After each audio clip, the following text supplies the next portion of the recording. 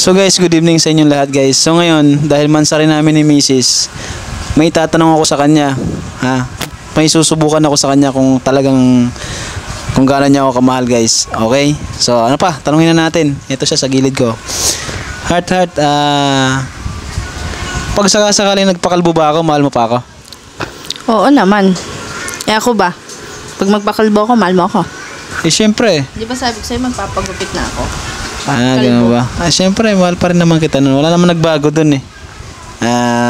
Di ba guys? So mahal niya pa rin ako kahit daw magpakalbo ako guys. Mahal niya pa rin daw ako. Kung bungi ako, mahal mo ako. Syempre naman. Ano ba mababago dun? Kahit mabungi ka, hindi magpapustiso ka. Di ba? Ganun lang kasimple guys. So ako naman magtatanong sa kanya. Paano naman pag naputulan na ako ng TI? Mahal mo pa ako? TI. Alam mo na yun, TI. Mahal mo pa kaya ako? Sige nga. Ibang usapan na yun. Sabi ko na, babaliktad to guys eh. Babaliktad to. So TI lang pala ang gusto niya sa akin guys. Atay tayo dyan. Yung sinasabi ko. Kaya kayo sa mga misis nyo dyan, tanongin nyo agad.